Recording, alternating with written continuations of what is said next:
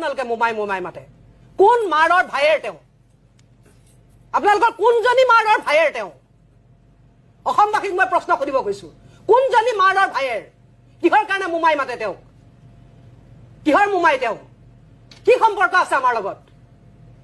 Article 164 of Indian Constitution or mote, he is appointed as Chief Minister of Assam. Etu eta সংবিধানিক পদবী এই সাংবিধানিক পদবীটোৰ মতে কাম কৰিবলৈ তেখেত বাধ্য আৰু এই সাংবিধানিক পদবীটোৰ মতে তেখেতক প্ৰশ্ন সুধিবলৈ আমাৰ অধিকাৰ আছে ডেফিনেটলি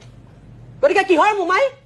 কিহৰ মুখচুপতি ৰাইজে কৰিব মুখচুপতি মাননীয় মুখ্যমন্ত্ৰী মহোদয় কৰিব সেই মুখচুপতি চাবলৈ আমি ইয়াত বহি আছো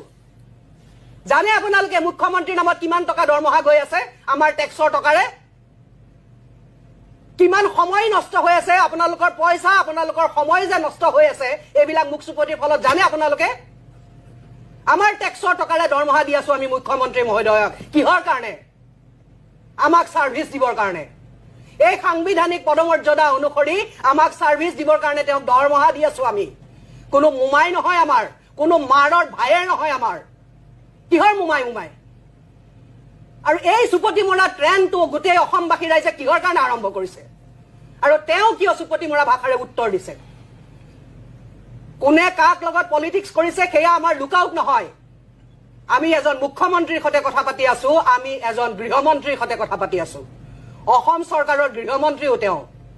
পুলিচ বিভাগ তেওঁৰ অধীনত আমি গৃহমন্ত্ৰীৰ সৈতে কথা পাতি আছো মনত ৰাখিব যাৰ অধীনত পুলিচ বিভাগ আছে